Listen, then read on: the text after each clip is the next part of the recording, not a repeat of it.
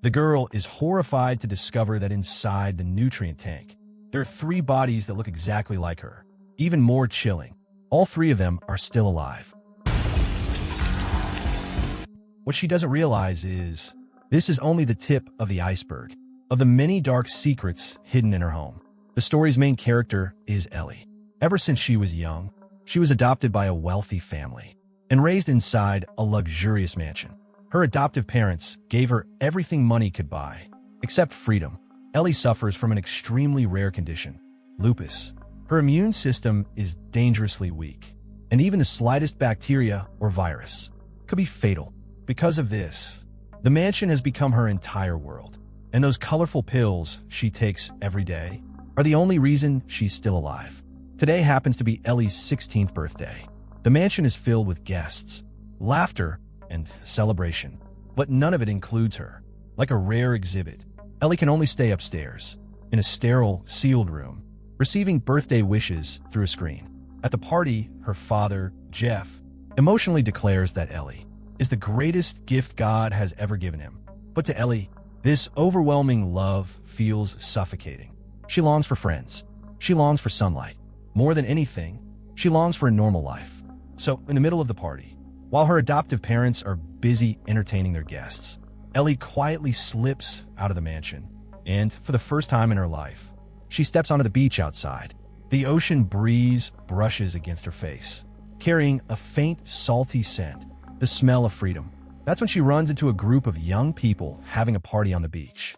Among them is a girl named Brooke, who has a bright, easygoing smile on her face. She takes the initiative and hands Ellie a bottle of beer. It's the first sip of alcohol in Ellie's life, and also the first friend she's ever made. But moments like this never last. Her parents quickly realize Ellie is missing and immediately send out security to search for her. When the guards find her on the beach, her mother, Georgia, turns pale instantly. She rushes forward and roughly shoves Brooke aside, blaming this stranger for leading her daughter astray. At the same time, she scolds Ellie, saying the viruses these people carry could take her life at any moment. The price of this rebellion is even tighter control. Ellie is locked back in her room, and for 3 straight days, she doesn't say a word. Her parents begin to realize this can't go on. After all, a little rebellion is normal for a teenage girl. In the end, they make a surprising decision. They actually reach out to Brooke, and with enough money involved, they arrange for her to become Ellie's personal, exclusive friend. And just like that, Brooke becomes the only person who's allowed to freely enter and leave Ellie's home. But on one condition, she has to go through strict medical checks every time. With money speeding things up, the friendship between the two girls grows quickly. They dye their hair together, do each other's makeup, and lie on the bed, sharing their deepest secrets. Ellie opens up about the constant pain of her illness, and Brooke tells her story too. Her parents are long gone, and at home, she has a paralyzed brother to take care of. That's why she's so desperate to earn money. Different lives, but the same kind of pain. The two girls grow closer and closer, until their bond begins to go beyond ordinary friendship. One day, Brooke secretly takes a bottle of Ellie's painkillers home. Her paralyzed brother sometimes needs them, and this could save a lot of medical expenses. But what she doesn't expect is, after taking the pills, her brother spends the entire night vomiting and having diarrhea. Clearly, those are not painkillers at all. Meanwhile, as Ellie sleeps, she once again has that familiar dream. She finds herself in a basement, where a scruffy-looking doctor is frantically drawing her blood, unable to fall back asleep. Ellie immediately calls Brooke, wanting to help. Brooke rushes over in the middle of the night, but she doesn't mention anything about the pills. Instead, she quietly keeps it to herself. While watching the recorded footage of Ellie's adoption, Brooke notices something strange again. 16 years have passed, yet Ellie's adoptive parents look exactly the same. Then in a subtle way, Brooke brings up something she found online. Lupus usually develops around the age of 15, but Ellie was diagnosed not long after being adopted. That is actually quite rare. But the innocent Ellie has never doubted her parents.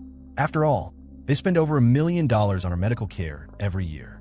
Early the next morning, Ellie is in the living room, playing on her tablet, when suddenly, an extremely old woman walks in. With a creepy smile, she curls her finger at Ellie, and the next second, she lunges at her. Luckily, the bodyguard arrive just in time and pull the old woman away. What's strange is, she keeps repeating the same words. I need blood. Ellie's arm is left with a bite wound. Her mother, filled with concern, explains that it was just a mentally ill trespasser who somehow wandered in. But Ellie can't shake the feeling that her mother is just brushing her off. With the level of security in this house, something like that shouldn't be possible. In the old woman's clothing, she didn't look like someone abandoned or homeless either. Meanwhile, Brooke makes a new discovery. Her brother finds a pharmacology expert online. After sending over the pills Brooke brought back, they quickly get a response. The expert states clearly, this is neither a painkiller nor medication for immune system diseases. Instead, it's a mixture of blood pressure drugs and antifungal medication. If taken over a long period of time, not only will it fail to treat any illness, it will actually destroy a healthy person's immune system, causing symptoms similar to lupus, and eventually turning them into a controllable vegetable. Hearing this, the siblings feel a chill run down their spines. So the truth is, Ellie was never sick to begin with. She was turned into a patient by her own adoptive parents. They've been using drugs to control her, keeping her imprisoned in this mansion. And behind all of it, there must be a terrifying secret. Brooke makes up her mind. No matter what, she has to help Ellie escape this nightmare. That very night, she returns to Ellie's house again, using cooking as an excuse. She secretly slips sleeping pills into dinner. Everything goes smoothly. Both Ellie and her mother fall unconscious. Without wasting a second, Brooke rushes to carry Ellie out to her car. Not long after the car drives off, Ellie slowly regains consciousness. She has no idea what's going on and thinks Brooke has kidnapped her. Brooke is panicking, just about to explain, when suddenly a car comes speeding toward them. When Ellie wakes up again, she finds herself lying in a hospital bed. In the next room, Brooke is in a deep coma due to severe injuries. While drawing Ellie's blood, the doctors discover something shocking. Her blood type is extremely rare, and she doesn't have lupus at all. If she keeps taking those medications, her body will only suffer more damage. But Ellie's adoptive parents ignore the doctor's warning and immediately arrange for her discharge. After all, the medical setup at home is far better than the hospital. At the same time, they smear Brooke as nothing more than a kidnapper and warn Ellie to never have any contact with her again. But Ellie is kind by nature, and she can't stop worrying about her friend. She picks up the phone and calls her doctor, originally just to ask about Brooke's condition, but instead, she learns something unexpected. She never had lupus. Furious, Ellie rushes to confront her parents. There's obvious panic on their faces, but her adoptive mother quickly tries to explain, saying it's only the doctor's personal conclusion. Not wanting Ellie to get her hopes up for nothing, they plan to wait until a full panel of experts confirms it before telling her the truth. But this time, Ellie doesn't believe them so easily. Even so, she doesn't argue back out loud. A seed of doubt has already been planted in her mind. Late at night, the doctor who uncovered the truth is on his way home, but as he gets into his car, he notices a flat tire. Where he bends down with his tools to check it, an uninvited guest approaches. Meanwhile, ever since that phone call, Ellie has secretly stopped taking her medication. A few days later, something incredible happens. She feels lighter than ever before, full of energy. But strangely, her adoptive parents look serious, almost unhappy about her recovery. That only makes Ellie more certain. She's been living inside a massive lie. Over the next few days, Ellie secretly flushes her pills down the toilet. But oddly enough, this feeling of relief doesn't last long. Soon, she returns to her weak, sickly state. It turns out, her parents have been crushing the pills and mixing them into her food. But Ellie quickly figures it out. She starts throwing up the food she eats into the toilet while still pretending to be weak in front of her parents. But she knows this isn't a long-term solution. Before she starves to death, she has to uncover the truth.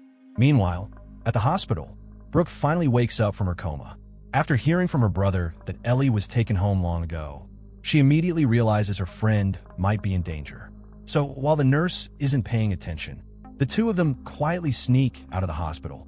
At the same time, Ellie begins her own investigation.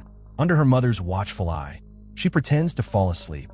But the moment she turns over, she suddenly jumps out of bed, moving as quietly as possible. Ellie sneaks into the office that her parents often use. She searches the entire place inside and out, and soon discovers a hidden door behind a mirror, but it requires a password. She tries her own birthday, then her parents' birthdays. None of them work, until she enters the date she was adopted, and the door finally opens.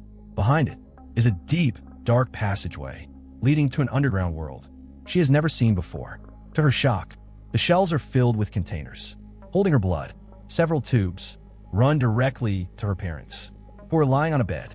Terrified, Ellie stumbles backward, and the noise instantly wakes them up. Before she can even escape the hallway, she runs straight into the returning bodyguards. Within moments, Ellie is strapped onto a hospital bed, and finally, her adoptive parents reveal the truth. The reason her adoptive parents have stayed young all these years is because of Ellie's blood that's worth more than gold. In elite circles, every single drop of her blood can sell for tens of millions of dollars. It's the ultimate cure for aging. To keep control of this money tree, they created the illusion that Ellie was seriously ill. Now that the secret is out, they have no choice but to extract her blood by force. Her adoptive mother is just about to inject her with a sedative, but Ellie is already broken free from her restraints. She strikes first, knocking her mother unconscious instead. Ellie rushes out of the basement and sprints all the way to the beach. Only then does it hit her. She has never actually left this island. Just as Ellie stands there, lost and overwhelmed, Brooke appears out of nowhere, like a savior descending from the sky. Originally, she and her brother planned to quietly take Ellie away, but after all the chaos, escaping by car is almost impossible now. So, instead of running, the three of them do the opposite and head back to the mansion. After everything that happened, Ellie finally trusts that Brooke truly wants to help her, leaving her brother outside to keep watch.